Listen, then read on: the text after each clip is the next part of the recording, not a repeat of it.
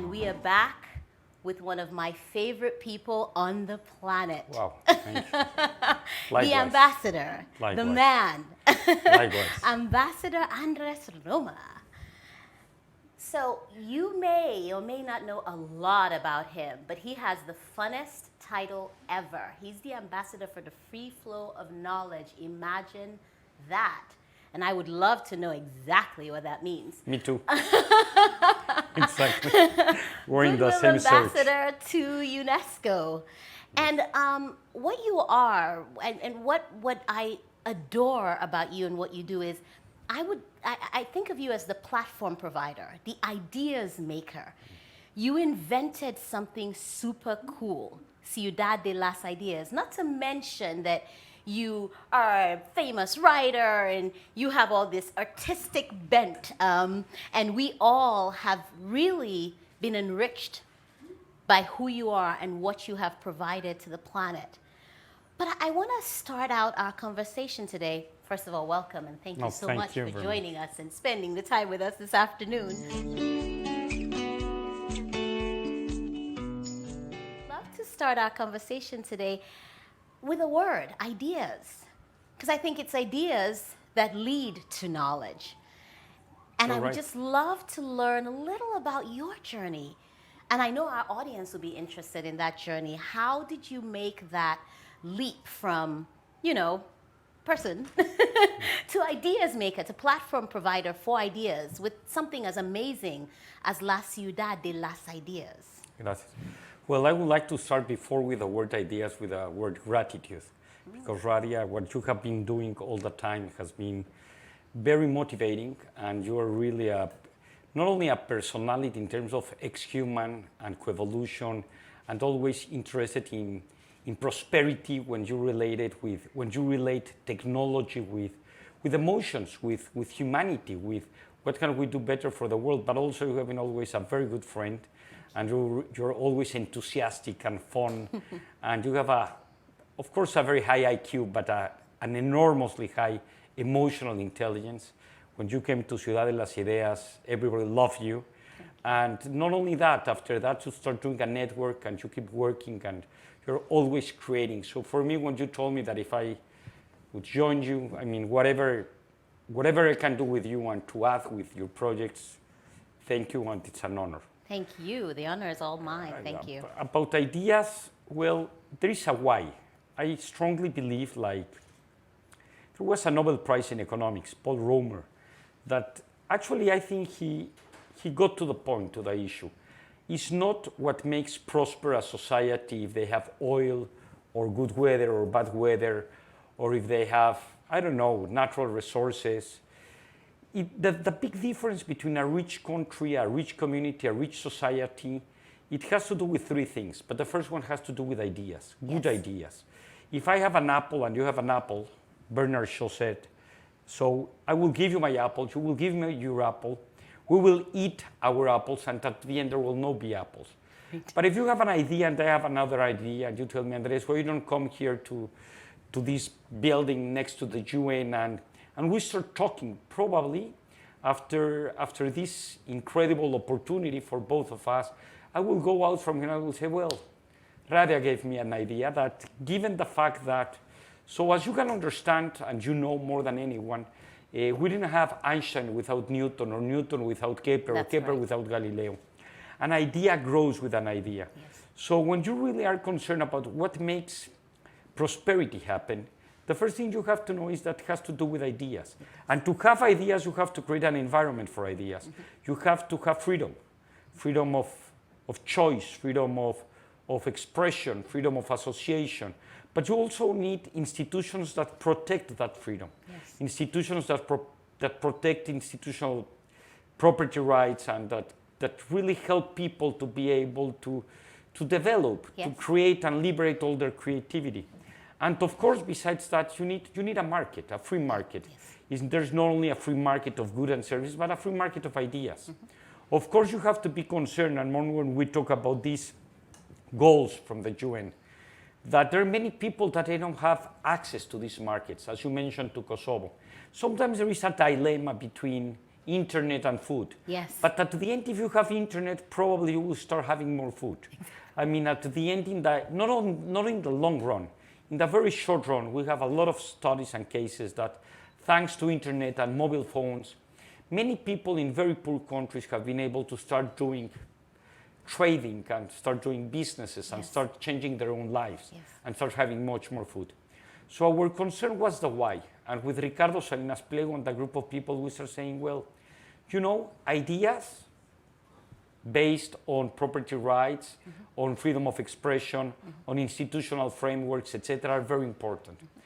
Because ideas then they translate into knowledge. There are three kinds of knowledges. First is the typical knowledge that you read a book and you learn. Yes. And if you learn, you earn. That's one way. The other way of knowledge has to do with on-the-job training, learning by doing. It really has to be with an experience. It's not that you can learn a book, you have to go to the swimming pool and swim. And the third knowledge is much more harder to grasp.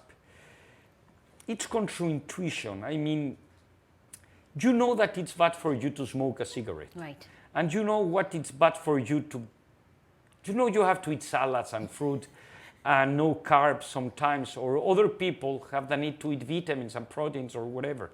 But even though we know that it's bad for ourselves, we're still doing things against us. Yes. Here, this kind of knowledge is much more harder because it's not that they explain you at UN, you have to take care of the water and of the climate change and be careful. Because even that that it's much more profound. There are things within you that are very self-destructive.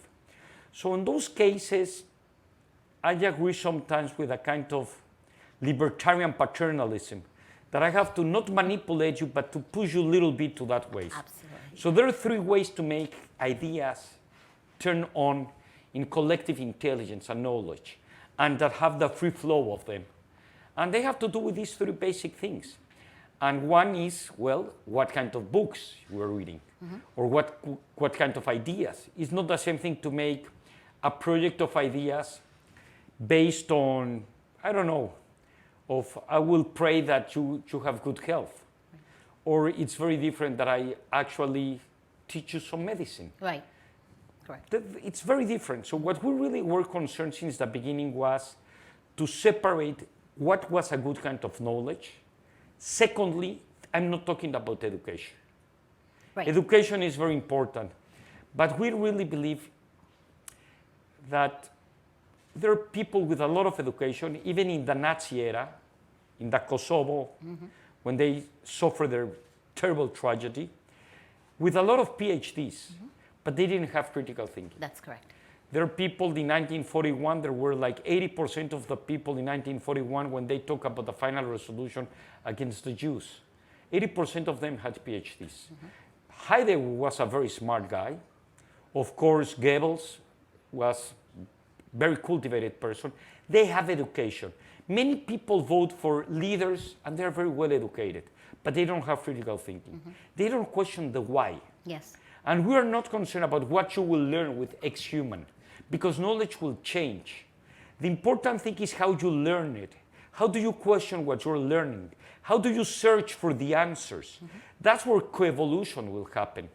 Because self-learning of the machines are very, very powerful and deep issue. It's not artificial intelligence by itself.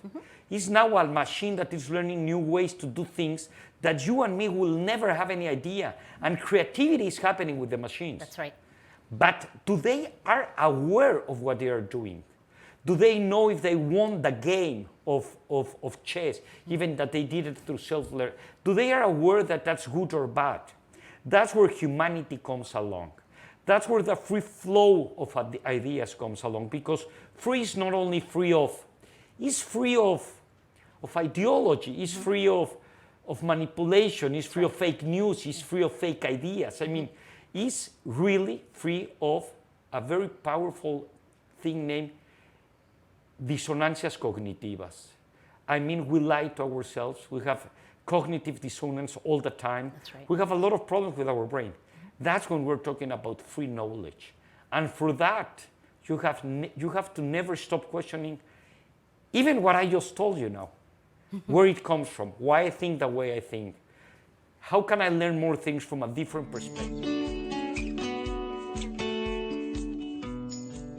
What led me to the exponential human was untraditional in and of itself. And you talk about the difference between education and knowledge, education and ideas, in essence, education and innovation. Yes. I started out this journey as an organizational strategist trying to understand what the fourth industrial revolution impacts were on organizations. Great. I was in my bubble of corporate America thinking about organizations and that impact. And what I found instead was that this revolution is not about organizations at all. That was the first three.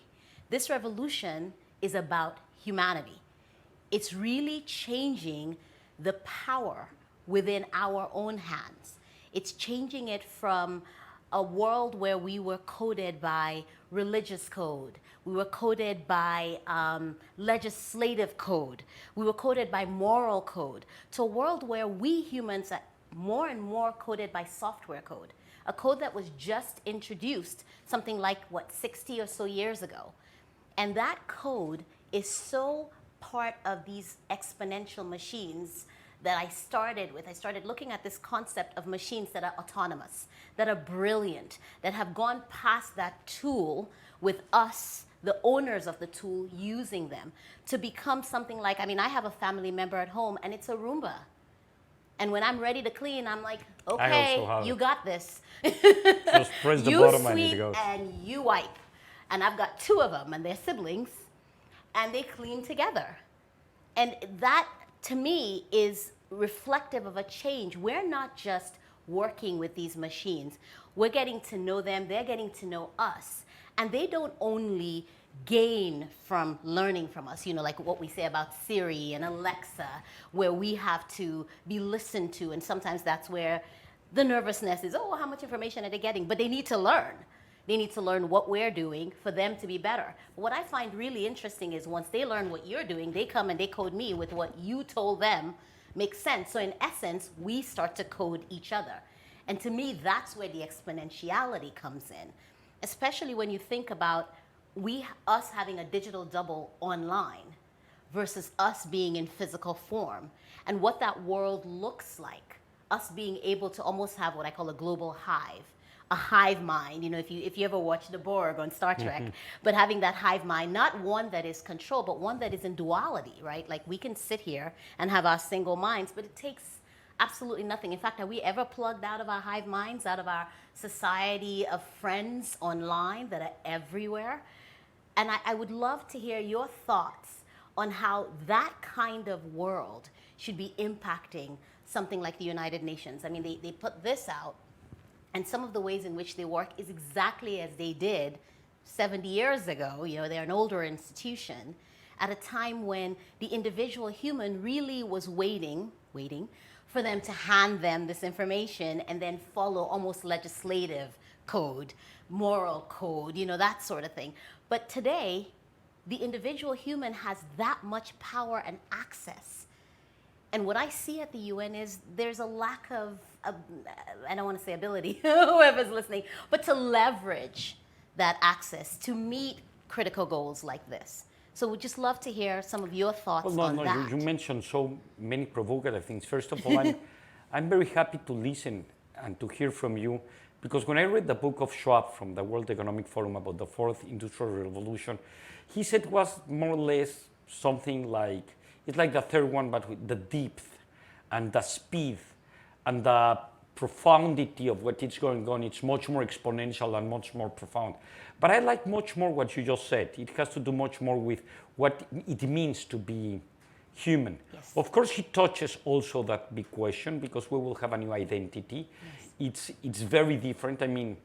Everything that we learned from Darwin about adaptability and natural selection and sexual selection. Yes. And it's going to change. Yes.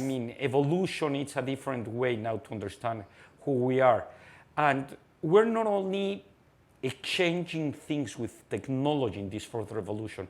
the most interesting thing for me is that we are also algorithms. Yes. I mean, somos algoritmos. Yes. I mean, today, even with the Twitter, they use me, my information. I'm used by they know my brain better than I do mine, my own, in terms of Google, Facebook. They understand I have a reptilian brain, that I need immediate gratification, that I will have followers, and that I have a tribal line, and I want to have likes, and all these kind of things I have been used to.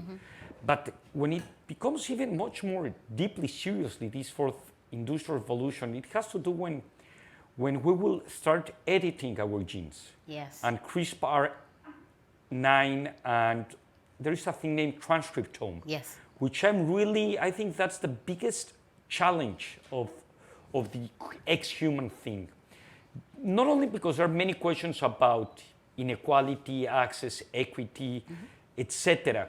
But what you were mentioned, what will be actually to be human? What we will start designing our babies, Exactly. and this is not far from today. No. And of course, we have institutions that are thinking the 19th century when we were almost in the 22nd century. And this needs not, I don't like the word regulation. I like the way thinking. Yes. The word of, we have really to think the ethical implications of these things. I mean, we have to think many things. Yes. But talking about the UN, there are many institutions devoted to many things. But for example, UNESCO, they're devoted to science, to communication, to culture.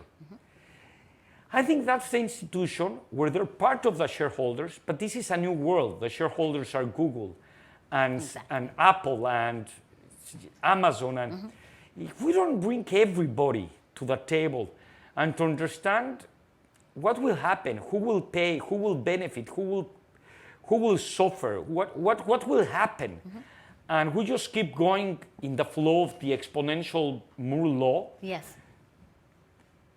it's going to be very difficult to then start not regretting many things. Agreed. So I think it's a great opportunity, but the problem is that technology grows exponentially, all these inventions, all these things, but our way of thinking is still linear. Exactly. And it's, how do I make it not linear? I don't know. We don't know. Probably we need technology to think like that. Right.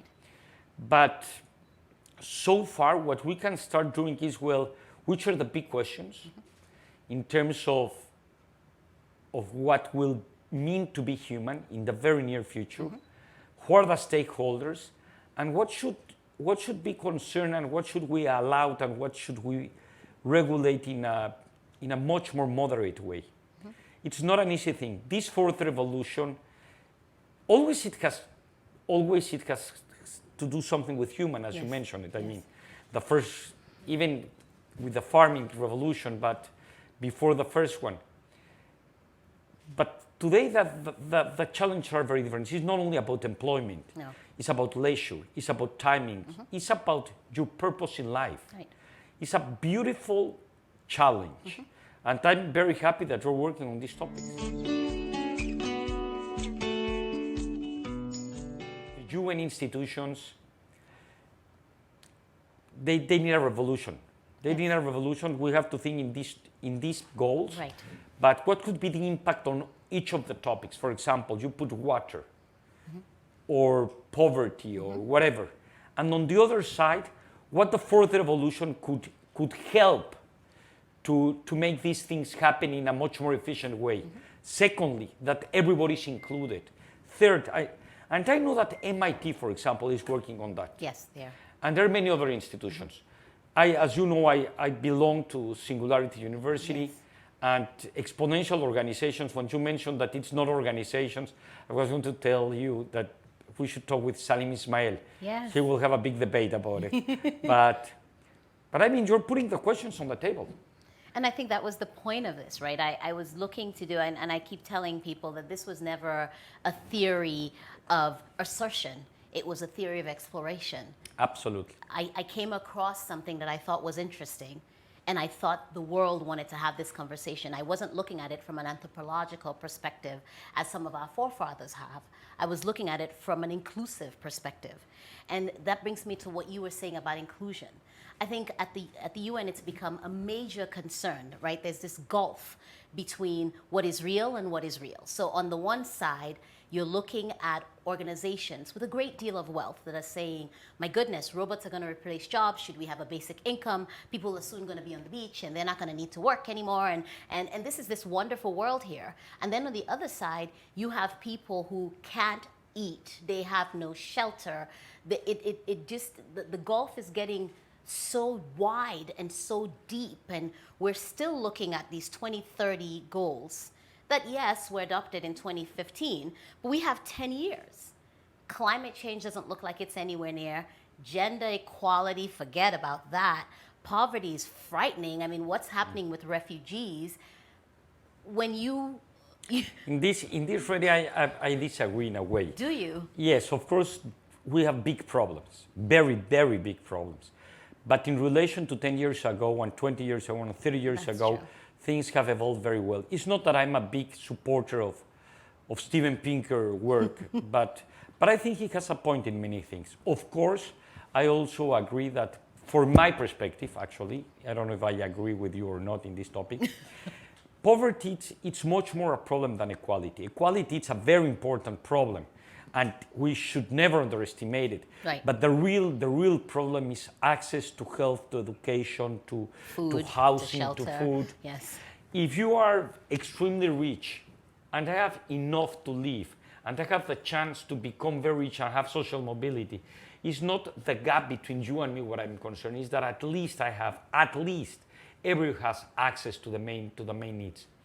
Now, in terms of the UN, the institutional arrangement, I'm talking about UNESCO, which I know more than all the institutions from the UN, that the institution by itself needs a revolution, because, I mean, they're very concerned with machine learning and artificial intelligence. It's like the main purpose today of UNESCO. Wow. But the problem is that you don't have the shareholders there. And you need an international institution like UN that brings to the table not only the ambassadors from Russia and Mexico and France and whatever. They need to bring, we have to create a new UN where you have, of course, the voice of the people that do not have voice. Yes. But in addition, today the power is not in the hands probably of the president of I don't know where. It's in Jeff Bezos, as he's in the owner of Google and Facebook and this is very different, because we can start having a lot of discussions, but we need to bring them to the table, because we have to understand that as we're having a new idea of what human means and coevolution will happen and what does all those implications.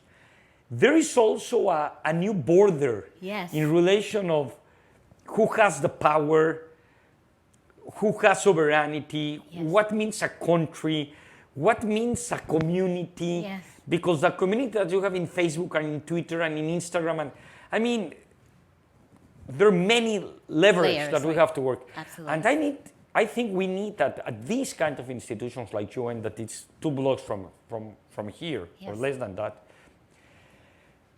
a new invitation to new kind of members. Yes. It's not like on the side. It's like there. Yes.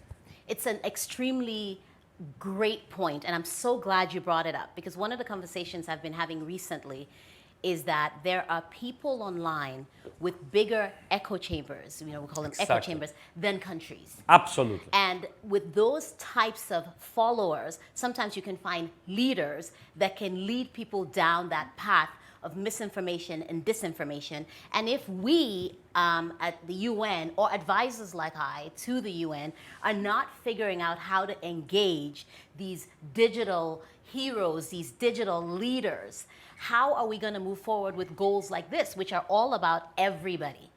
I agree. Ultimately. Absolutely. As you know, that the mission of UNESCO, of course, like all the UN institutions, has to do with peace. And with peace, of course, prosperity and to actually be able to have inclusiveness with prosperity. But at UNESCO, the main line comes from a person that said, well, all wars began in the mind of the people, so we have to work with the mind of the people to have empathy and sympathy, etc. Yes. But when you have organizations, digital organizations, that it's very easy to become manipulated. Yes. If you live in an era where there is a lot of fake news and fake science and fake rumors and fake of everything, yes. You have to say, hey. What does it mean to be aware? And what's the responsibility of these kind of companies? And I strongly recommend to read, of course, Tristan Harris. I don't know if you have read him, but he's very devoted to these kind of topics. And to propose, I don't know the way, but I know that there is a problem. As you mentioned at the beginning, this is to explore, no? Yes. And we have to bring questions, probably not answers, but questions. With questions, right. And one question that I want to bring to this conversation is, how can we create or change these multilateral institutions to bring to the table the main shareholders that are bringing the confusion in the mind of the people? Yes. Because if UNESCO, which is, again, the institution that I know better, has as its mission to have empathy and to have good communication, because as you know, UNESCO is communication. Right.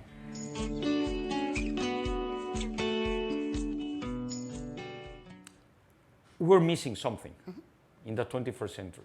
And that's part of xHuman, because xHuman has to do with what it moves us. Yes. How can we learn and have this free flow of knowledge? But this is a big concern that I think they are not addressing. They are talking about the problems and the concern, but it's like name dropping. It's not work itself. That's right. And I don't have any idea, and I'm talking too much of things that are happening that I don't have any idea. But what I can feel is if that's happening, they should communicate it better to the world. You're absolutely right. Thank you, sir. No, appreciate you spending Andrés, the time with us. Igualmente. Okay, that's a wrap. Likewise. Bye. Bye-bye. Thank you.